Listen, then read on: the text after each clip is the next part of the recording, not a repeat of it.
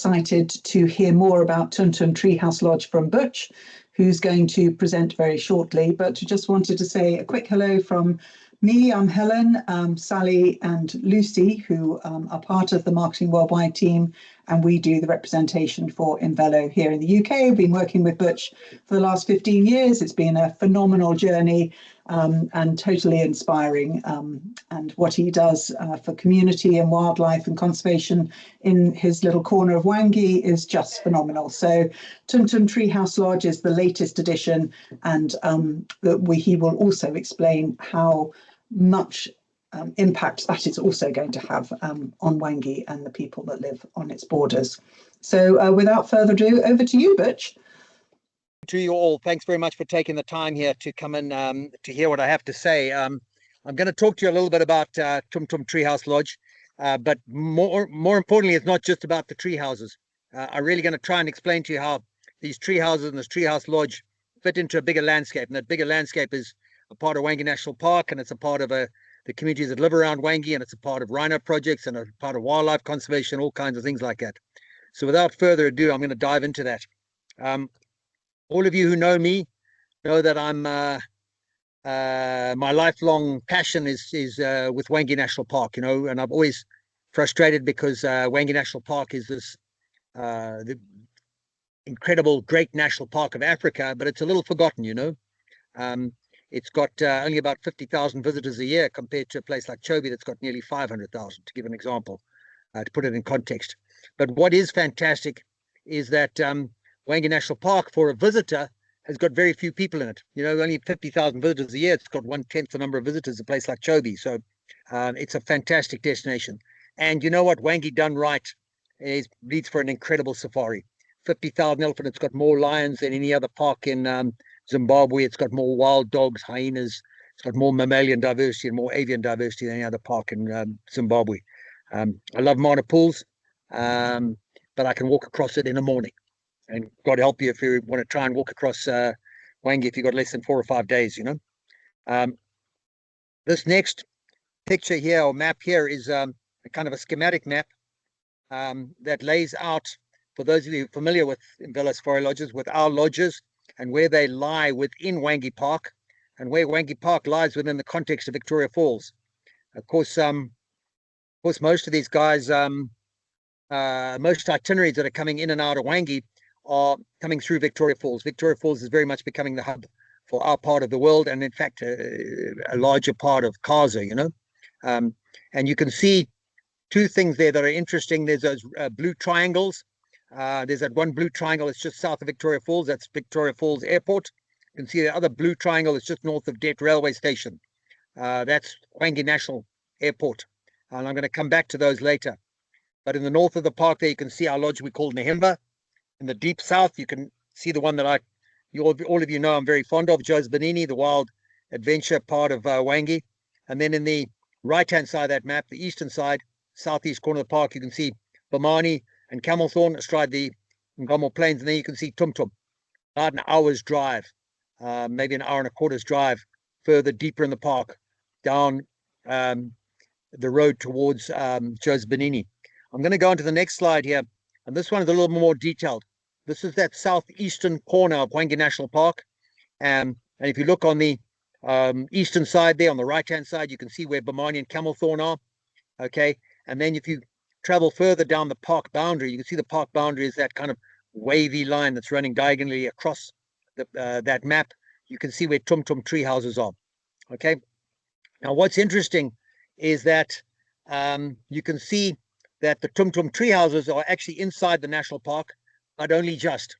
And we deliberately put them right on the periphery of the park because we want to engage with local communities. And it ticks all of the boxes for that are part of the ethos of Hwange National Park. You know, we are close to our communities that we're going to give a lot of love to over the next 10 or 20 years. We are also down in a remote part of the park that hasn't had as much love as it needed for the past 20 years. And you know what, also, we are right next door to the expanding rhino sanctuaries, the Community Rhino Conservation Initiative that is stretching down that southern boundary of the park. And in fact, Sanctuary 3 is under construction right now. And Sanctuary 3 ends within about 2,000 meters of the tree houses. So a year from now, maybe a year or two from now, you're going to have rhinos as well, a very, very short distance from the tree houses. So I hope that helps. The other useful one to look at while we're here, if you can see where the Tum Tum Treehouse, I'm not sure if you can see my icon. Give me a thumbs up if you can. Yeah, I'm seeing a thumbs up. So you can see my little arrow there. If you travel north up here, there's Linkwasha Airstrip. Linkwasha Airstrip, as many of you will know, is the airstrip that feeds the wilderness lodges off to the north there, but it's just outside their concession, and they've agreed for us to use it currently for people to fly into us. We are just working on an EIAs for a airstrip for ourselves at a place called Mandiseka, which is about there, if you can see that icon. So we're hoping by high season next year, with luck, God willing, we'll have our own airstrip there. But worst case scenario, you've got about a 50-minute drive up to Linkwasha, which is not a bad distance anyway. This next slide is interesting. I know in the UK, you guys may not be familiar with Nelson treehouses. I know Daniel's on this call here right now listening. I can see his smiling face there. But we've wanted to build tree houses for many, many years. I know back in the 1990s, we were drawing diagrams of building tree houses, but essentially it was really just essentially the tree houses we were trying to build were just rooms on stilts. And when we started to go down the path of actually wanting to put stuff in trees, we suddenly realized how tricky it is, because if you don't do it right, you can kill a tree. And the area that we've chosen is this grove of these ancient camelthorn trees, many of which are several hundred years old. So we needed to do it right. And that was why we called in the treehouse masters. And they've literally done hundreds and hundreds of tree houses all around North America and Europe.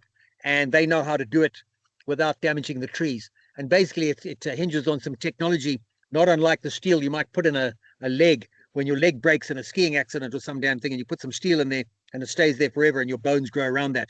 That's a similar kind of concept, or that was how it was explained to me, for how we're putting tree houses in there. And the guys were over here during the early part of this year, and they scanned and LiDAR'd and measured and took pictures of dozens and dozens of these ancient camelthorn trees and teak trees on the site before we finally came up with plans. And this next slide, you can see that's what we ended up with. And what our plan was to try and find the 4 best sites for our 4 best tree lodges.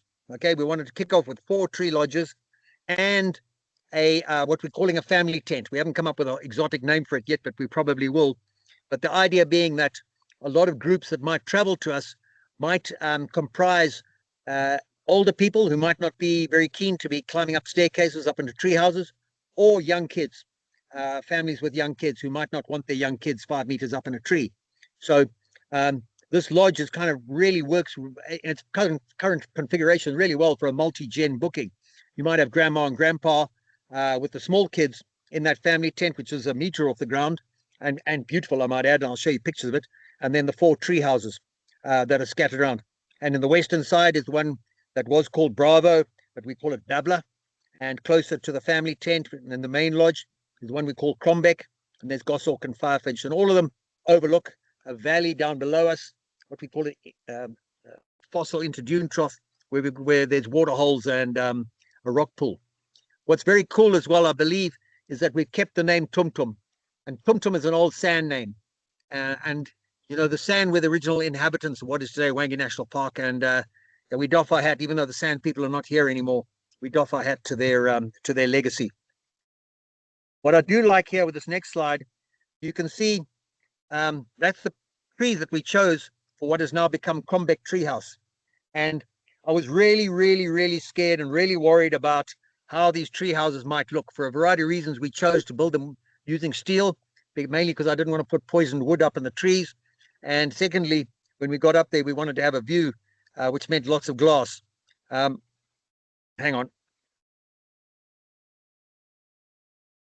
Damn, sorry, the next picture is not clicking on here. Here it is.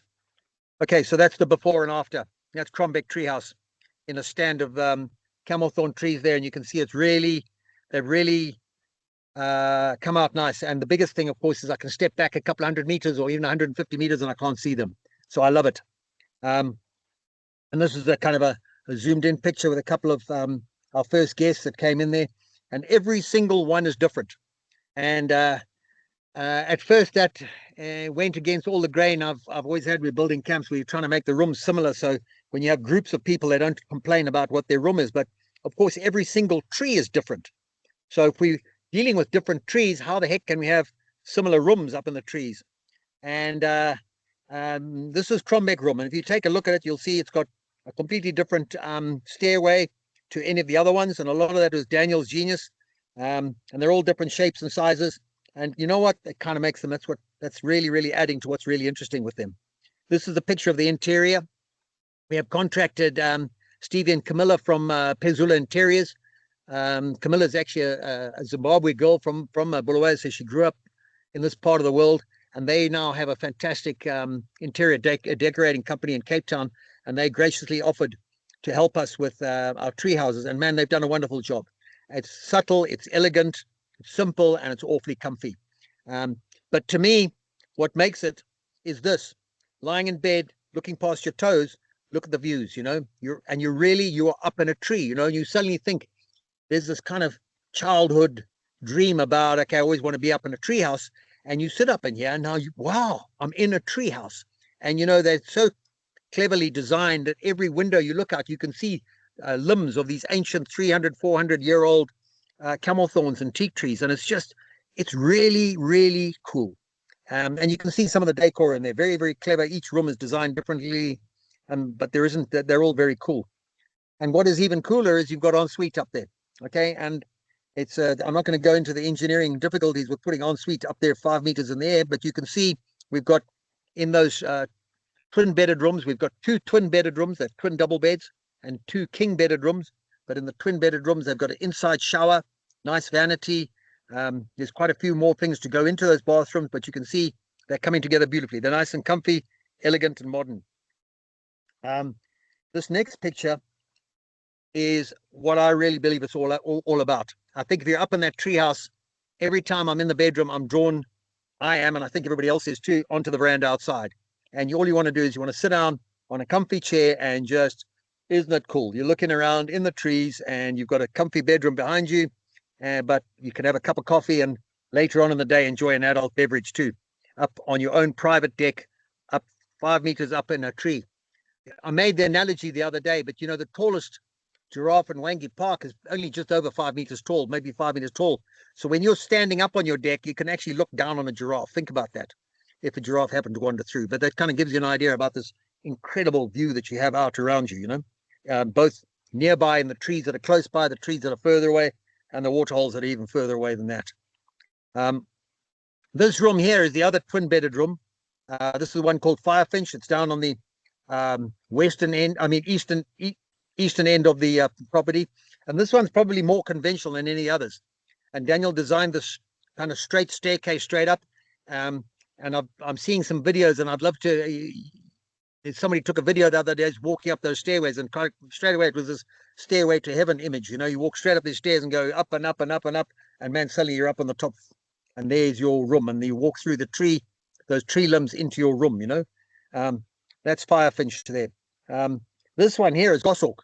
So this is one of the king bedded rooms. This is the one, these king bedded rooms, a little bit different. This one had a pair of trees that were suitable for tree houses. So Daniel came up with this a tree house at the back there. You can see it at the back, which is your actual tree house. But then he had this walkway with to what we called an eagle's nest. So you've got a double whammy with verandas. You've got a veranda at the front of your treehouse lodge, and you've got the separate one off over there, you know, and just absolutely awesome. This is, if you're standing at your eagle's nest, you look back at the room, that's what you see, you know. Lots of glass windows, so you've got lots of views. You can look around. Again, elegant, comfortable inside. And you know what I'm loving here is Imvelo, not only we hire local staff, but we hire local from the villages nearby, walking distance. These are the young people that we're bringing into these lodges, and they're being trained by our veterans who are in the other camps. And I can't tell you the excitement these young people have got. They are so excited about the fact that they've got jobs, they're learning a new trade, and they're welcoming people and warm Zimbabwean hospitality on steroids. You know, I'm just loving it. This is the interior of one of the king bedded rooms. You can see again, very, very different.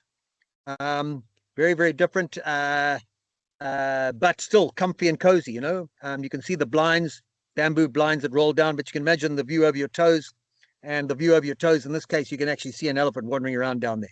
And I promise you, next May, June, July, when the camelthorn trees have got their pods on, watch this space for videos and pictures of gawking guests looking down on enthralled at elephants walking below, picking up pods, you know.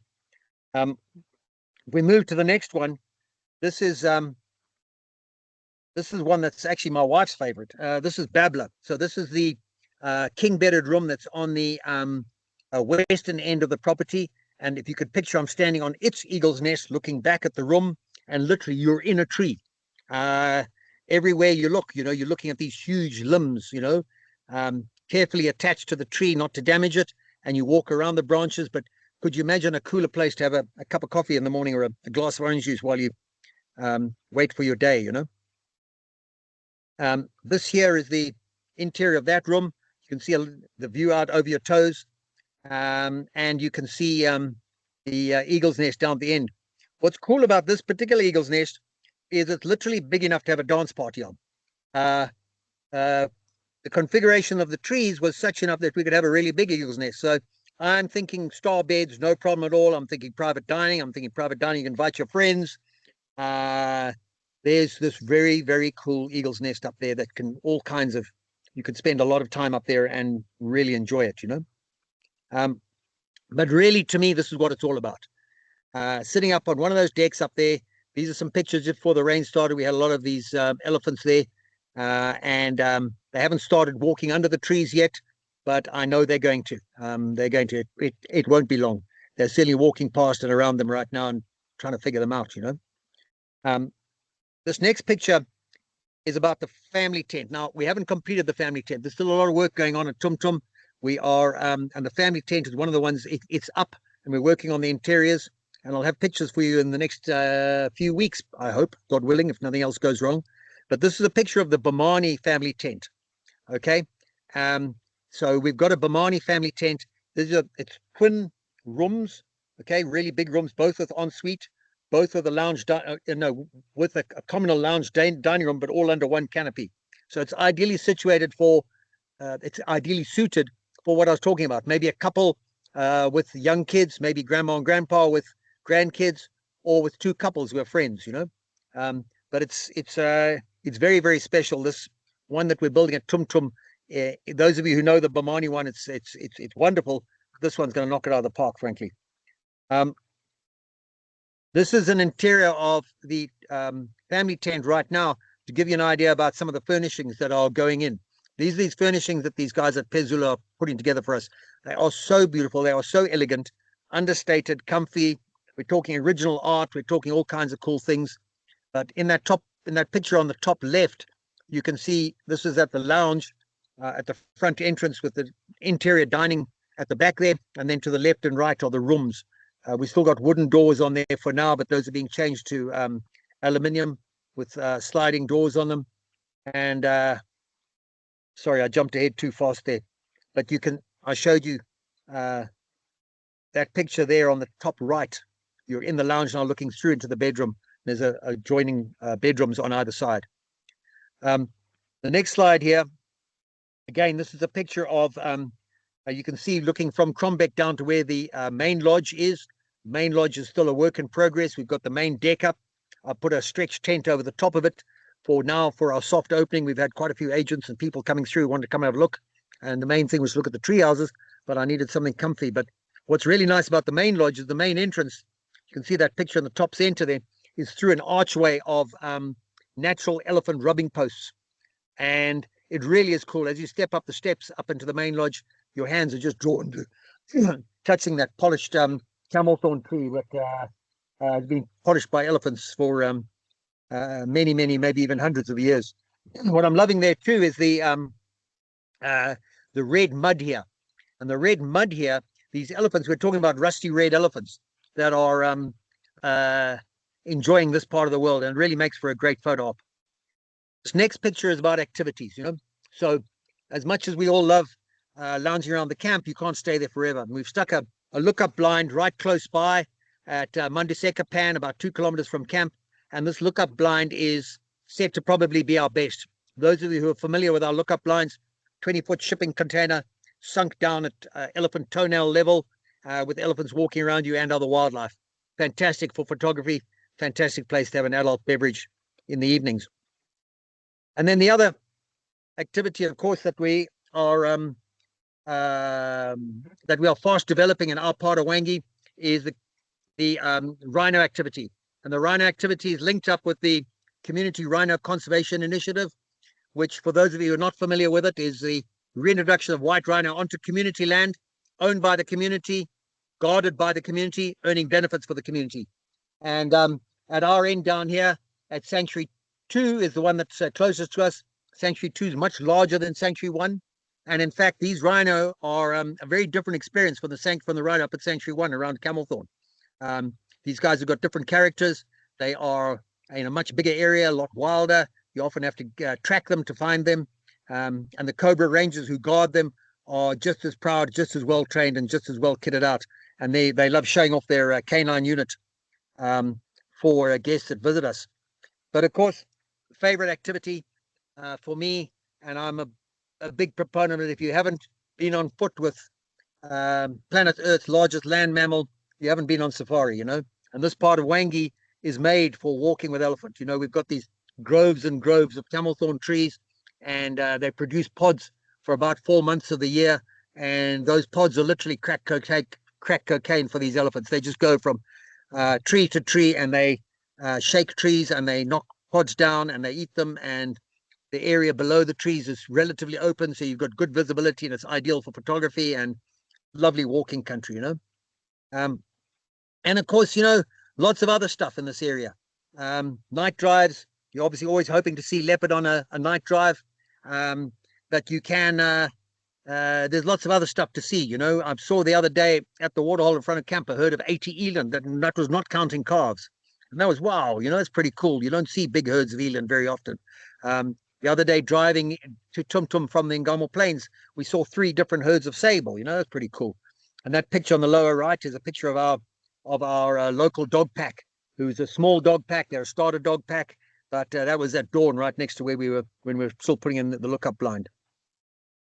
For those of you who know our part of Hwange, they know that the Ngamo Plains are the largest savanna grassland in the whole of Hwange. Hwange is not famous as a grassland area, but the Ngamo Plains are. And the Ngamo Plains have got the highest predator density in Hwange. The Ngamo Plains are only 1 hour's drive. It's a short 1 hour's game drive from Tum Tum. You can get up to the plains. And the plains are particularly famous during the green season. So I can see them being used quite a bit during the cusp months, April, May, when the bush is still a little bit thick. A short drive up to the Ngamo Plains, you can spend the day up there and have a wonderful day's game viewing. The next slide comes down to what I believe is really needs to be front and center with what we're doing here, and that is the communities that live around Hwange National Park. And these communities down this end of our boundary, in the lower end of the Ward 3. Sorry, there's a lot of radio in the background. Is it disturbing, or is it? Give me a thumbs up if I need to switch it off. You reckon so? Just give me 1 second here. Excuse me. I left the radio on. I've got I think you're good, Birch. We can't hear it. It's okay. Yeah. Okay, good. Yeah. All right. So one of the favorite things that we love doing is helping the school kids get to school. And the 2 villages that are close to us, Dordana Village and Polba Village, are 10 kilometers and 8 kilometers respectively one way to school. You can imagine how excited those kids are when we pick them up either at school to take them home, or pick them up from the village in the morning to take them to school. And it really helps them get to school on time. It helps the education, and it really gives them a lot of joy and fun. And you know, when you got 20 kids on the back of the Land Cruiser all singing their going to school songs, it's great, you know. The other day, driving through the village down here, we've put up vegetable gardens that are part of our Rhino project, and we were picking up fresh kale and fresh cabbages that were part of our dinner that night. That was great. And you know, the curio market villages that we have developed in our part of Hwange here, we don't have shops in our camps. That's because we encourage people to spend money at the local communities. And a couple of months back, I went to Imvelo village, and they had their first curio market. And the guests I took there were 9 ladies there selling curios. And every time somebody bought something, all the ladies stood up and applauded. They all clapped and cheered. And then they sat down again. And then somebody else bought something, everybody stood up and clapped and cheered again. And I mean, I was gobsmacked. It was just, you can't talk about authenticity and making communities happy and changing lives and have it illustrated in a better way. And I'm not sure how much longer they're going to do that for, but this gives an idea about the effect you're having by coming to a place like this to come on safari. This next slide here is about how do you get to Tum Tum. Okay, one of the best ways to get to us is using Mac Air. Okay, you can charter flights, but you know, Mac Air has this have these milk runs that run from Victoria Falls Airport down to our part, down to Linkwasha Airstrip or Manduseka Airstrip when we have it going, or you can hop around between camps in Hwange. The other way you can get to us is with a game drive road transfer, and it's more an activity than it is a transfer. You can drive through the park, a game drive, and from Bomani or Camelthorn, it's about an hour and a half game drive down to Tum Tum, or you can drive through the communal land and go village to village and turn it into a community interaction. Again, it can take a little bit longer. You're coming from Josie from the south, about a 3-hour drive. If you want to tie in with the Elephant Express, the Elephant Express is our dedicated rail car. It runs up and down from Ngamo to Det. The Elephant Express is best used when you're at Tum Tum, I think, going the other way. Because if you're coming in on the Elephant Express, you're going to get off at about 5 or 5:30, and you'll get to Tum Tum late in the, perhaps after dark. So what I would recommend, if you want to use the Elephant Express, use that as a way to get out. And you can take an hour and a half game drive in the morning. You get to the Ngamo Plains, spend an hour or two there, and then board the Elephant Express at about 10 o'clock for your, or 10:30 for your onward Elephant Express ride up to Det. And then you can connect with a plane to Victoria Falls or carry on to a place like Nehemba. This next picture here, I just put this up to give an idea.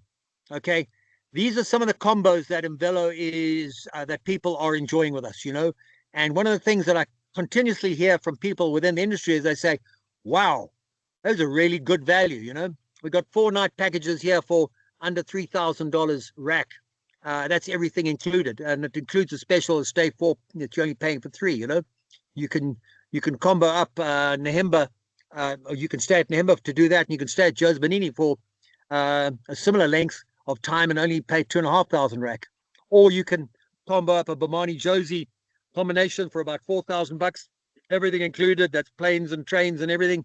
Or a 6-night stay using Tum Tum plus Camelthorn, Bomani or Nehemba, and it still comes in under $5,000. And this is for a quality, all-inclusive safari where you'll see and do things that you can't do with many other safari operators. Watch also our green season specials. Okay, the whole of Hwange is not necessarily well suited to the green season, but the Ngamo Plains are. And in my opinion, the Ngamo Plains are the best game viewing area in the green season in this country, bar none.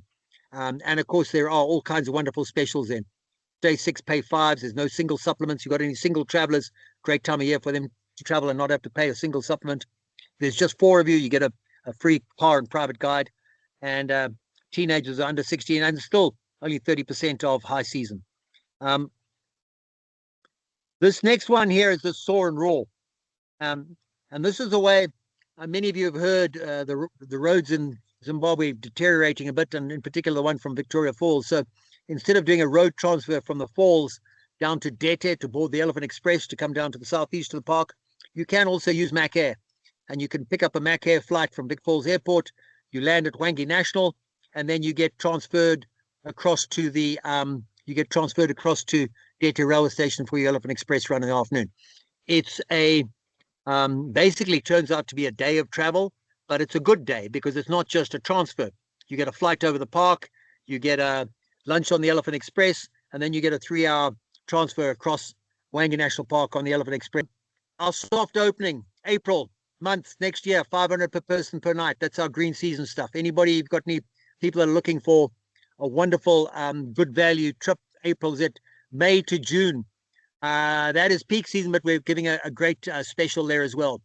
And believe me, May and June are going to be great there. That's when the Camelthorn is going to be podding.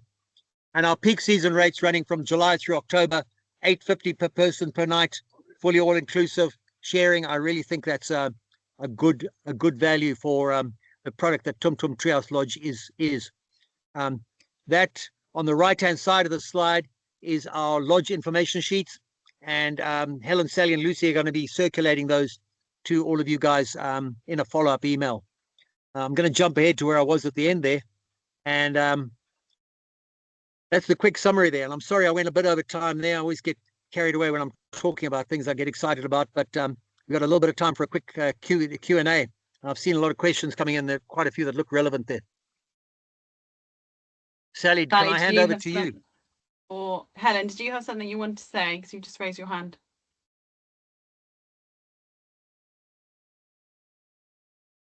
No. You're muted. Okay, that's fine. You're muted. I know. I'm a bit nervous about putting my sound back on because that seemed to be causing all the problems. But anyway, I just want to say really a big thank you, Butch. That was incredible. We have got some questions that have come up, and I know Lucy's going to dive in with some of our questions. Thanks, everyone. Thanks, Helen.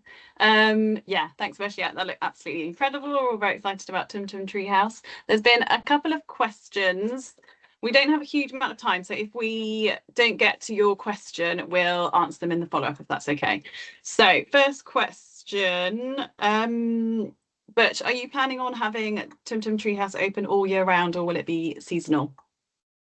So all of our lodges, we can keep them open all year round. Even when we don't have people, we usually have a caretaker staff, so we can bring people in. In my opinion, I think, from what I know of this area, is it's best suited for the dry season months. Okay, I think it's going to be best from about May through to about November. However, if you've got a group that wants to come for Christmas during the middle of the green season, and they're happy to know that they're not going to see lots of elephants at that time of year, but they love the idea of being up in trees and tree houses and seeing some wildlife and being a 1 hour's drive from the Ngamo Plains, give us a shout. We'll take the booking. You know what I mean? It's not like we're in a remote part of the park, so it's very easy for us to bring staff in. So I would recommend Tum Tum Treehouse Lodge from April to November. But if you've got somebody who wants to come in January, February, March, give us a shout. We'll do it. I'm just doing a March booking now for some returning guests who said, hey, they just want to come and stay in the tree houses for a couple of days in March. I'm saying happy days. Let's do it. So we can open it when required during the green season. Okay, awesome. Is there a minimum age for, or what is the minimum age for walking safaris? Okay, so in Zimbabwe, no, we do not have a minimum age for walking safaris. However, any of you who know us know that walking pro guides in Zimbabwe are the best in Africa, and most of us are parents. So if I've got a 6 or 7 year old that wants to go on a walking safari with me, I'm not going to go tracking lions. Okay, what we're going to do is we're going to go and sneak up on a warthog and look at impala poo. So we can do walks, but we're not going to do any of the exciting, dangerous stuff with small kids. Hope that answers it. Yes, definitely. Thank you. Is there an age that you would recommend for children to stay in the tree houses? So, this is something we're going to have to figure out. But I think this is going to come down to well-behaved kids and poorly behaved kids. I've seen some really poorly behaved 12 and 13-year-olds that'll probably be dangerous up there. And by the same token, I've seen some well-behaved 10-year-olds that'll probably be okay up there. So I am happy to take advice from the trade here. You guys tell us what you would like us to do and how you want us to do it. But believe me, it's 5 meters up there, up in the top of that tree. You don't want to have a kid falling out of there. He's going to get hurt. So that's why we have built a family tent. The family tent is 4 feet off the ground. If a kid falls off there, he's going to hurt himself but not injure himself. What I mean? He's going to be a little bit weepy for a few minutes. So I'd strongly recommend if there's any small kids, let them stay in the family tent. However, maybe they can go up into the treehouse with close adult supervision so they can enjoy the feeling. But then they're going to walk back down the treehouse. They're not going to leave them up there unattended on their own with sleepy up there, if that makes sense. I think that would be a sensible way to approach this. Yeah, definitely. Okay. 2 more questions. And like I said, if we haven't got to your question, we will follow up after this webinar. So power in the tents, how are they powered? Is it 24 hours a day, or let's talk about power. Yes, we've got 24/7 power. So we've got a big solar farm at the back with batteries, and then we pipe both water and electricity up in a service pipe at the back of each treehouse, so we've got power 24/7. And you know what? Right now we've got backup generator too, and even with the cloudy weather we've had, we haven't needed our backup generator. So, and we've got hot and cold running water. We've got gas heated up there. Cool. So I think that works. Yeah. Final question. Are you bookable via any DMCs? That's from Dan. So yes, you know, Imvelo, I don't know of any DMC that we're not working with. There might be one out there, but if there is one we're not working with, give us a shout, because we need to go and see them. But certainly all of the big ones I know of have got our new rates. I know we've had a lot of DMCs coming through with us recently. We've had Safari Destinations have been through and had a look. We've had Frontiers come and have a look, and we've got more coming regularly. So yes, we're working as close as we can with any DMCs. If there's any we're not, get hold of Helen and Sally and Lucy. Excuse me. Awesome. Okay, I'll hand over to, thanks Birch, I'll hand over to Sally for final goodbyes. Thank you. Final goodbyes. It's been brilliant, Butch. Thank you so much. I think everyone has been completely inspired by you know, what you have to say. So I just want to say a huge thank you for taking time out of being so busy, being in the bush there, and telling us all about Tum Tum, and of course the other amazing special offers that are available through Imvelo. And most of all, thank you everybody for coming and taking time out of your busy days to come and listen to this. And if we can help in any way or with any further questions, you know, you all know where we are. We'll do that as part of the follow-up, and we look forward to receiving your bookings. Thank you. Thanks a million. Thank you so much. Thank you. And come and visit. It really is worth the time. You will be amazed.